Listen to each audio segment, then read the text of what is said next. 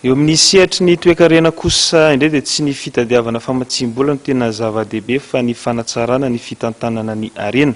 Fanampinana ihany ny famatsim-bola raha ny nambaran'ny minisitry ny teti-bola sy ny fitantanam-bola teny Andranovelany sabotsy lasa teo. Nandritra ny fambolea-kazo izay ny fampiaraban'ny ministera ihany koa noho ny natratrarana ny taona 2024.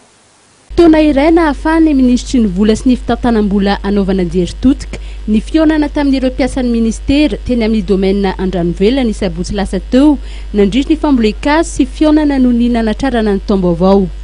Anisan'ny nosoritany manokana ny fahavitan'ny fifanarahana ny arahana tamin'ny taherim-bola iraisam-pirenena na ny FMI ny taona 2024 lasa teo izay varavarana misokatra ho an'ny famatsim-bola hafa sady manamarika ihany koa ny fiverenan'ny fahatokisany ireo mpamady vola mahazatra ny Madagasikara. Ny tena tanjona raha ny nambarany dia ny azahoana ny FCE na ny facilité de crédit élargie.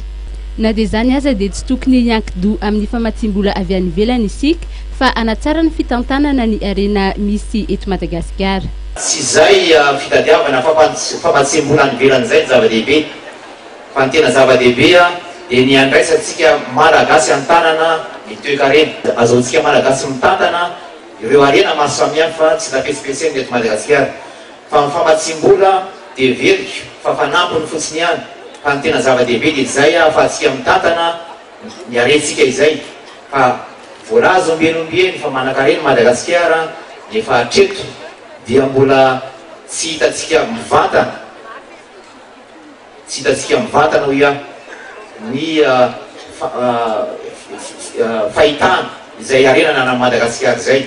Ka izay tsy maintsy hoezahantsika miaraka amin'ireo ministera maro samihafa izay mifanandrify amin'izany mba tena hisy vokany amin'izay ho an'ny malagasy ny arena izay misy na ao anaty na ao ankibony tany izany na any an-dranomasina izany mba ahafahantsika rehetra midoka izany satria ampy ho an'ny Madagasikara 20 tapitrisa ary ampy ho an'ny taranany na taranaka fahafolo na faharoapolo na fahadimy-roapolo any aoriana aza ny arena na Madagasikara efa haitsika mandray n'izany an-tanana sy mitantana izany ara-dranony ara-dalàna ary ara-pahamarina.